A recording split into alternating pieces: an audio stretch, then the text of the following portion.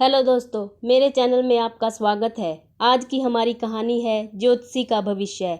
ज्योतिषी जो सबका भविष्य बताता है, उसका भविष्य कैसा होगा जानते हैं इस कहानी के माध्यम से। एक बार ये कहानी मैं जल्दी से आपको दिखा देती हूँ, उसके बाद कहानी शुरू करेंगे। चलिए कहानी शुरू करते हैं। ज्योतिषी हर रोज की तरह काम पर गया। लोगों का भविष्य देखना उसका काम था। वह शाम को घर आया और वह बहुत थक चुका था।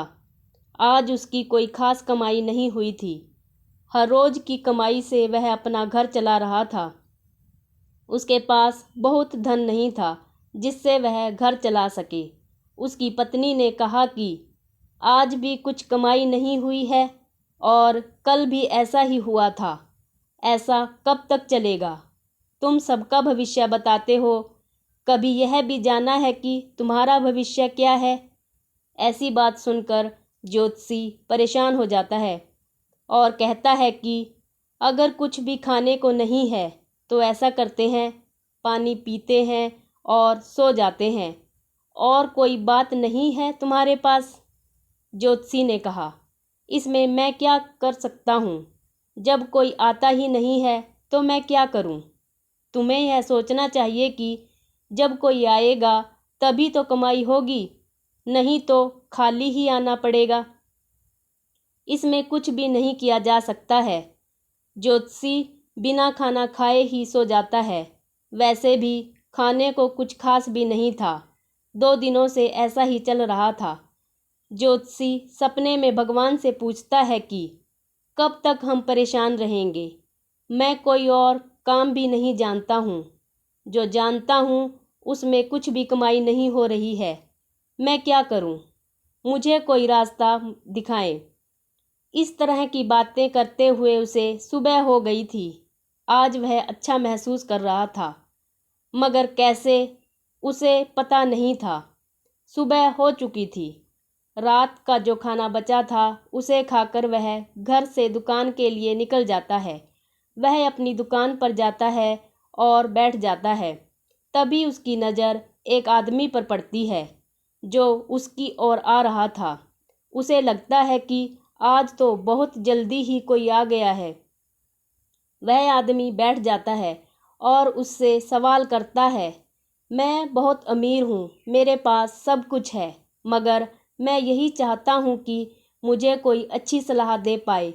मगर मैंने जितने भी आदमी देखे हैं वह सभी बहुत लालची हैं। वह मेरी संपत्ति पर ध्यान देते हैं। क्या तुम कोई उपाय कर सकते हो? वह उसका हाथ देखता है और कहता है कि जल्द ही आपको एक अच्छा इंसान मिलेगा जो आपके धन की ओर नहीं, आपके मन की ओर ध्यान देगा। वह आदमी खुश हो जाता है और कहता है कि अगर ऐसा हो जाए तो बहुत अच्छा होगा।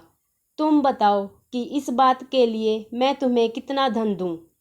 ज्योतिषी उसे बताने वाला होता है कि वह आदमी अचानक ही गिर जाता है। शायद उसकी तबीयत ठीक नहीं है।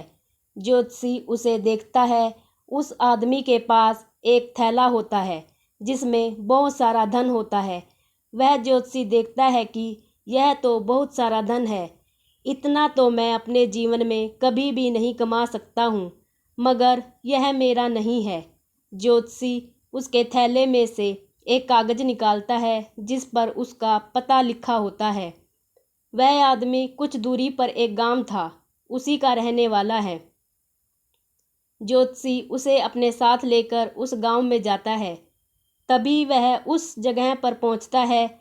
वह देखता है कि इस आदमी का घर तो बहुत बड़ा है, यह बहुत अमीर है। वह उस आदमी को उसके घर पर छोड़ता है और उसका थैला भी वहीं पर रखता है और वापस चला जाता है। इसी काम में आज उसकी कोई भी कमाई नहीं होती है और उसे उस आदमी से भी उसे कुछ नहीं मिलता है। आज भी ज्योतिषी और उसकी पत्नी को भूखा ही सोना पड़ेगा। आज वह कुछ भी नहीं ला पाया था। अगली सुबह वह सिर्फ पानी पीकर अपने काम पर जाता है और देखता है कि वही आदमी उसकी दुकान के पास इंतजार कर रहा था। वह आदमी ज्योतिषी से कहता है कि तुमने सही कहा था, मुझे एक अच्छा आदमी जल्द ही मिलेगा। मुझे वह मिल गया है। ज्योतिषी पूछता है कि वह कौन है। वह आदमी कहता है कि तुम हो। तुम बहुत ईमानदार हो।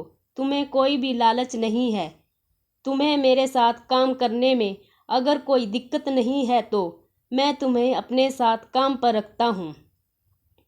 शायद ज्योतिषी की ज़िंदगी में अब बदलाव आ गया था। उसके बाद ज्योतिषी की ज़िंदगी में सुधार हो गया था। अब उसे भूखे पेट नहीं सोना पड़ता है। देर से ही सही मगर बदलाव तो आ ही गया था।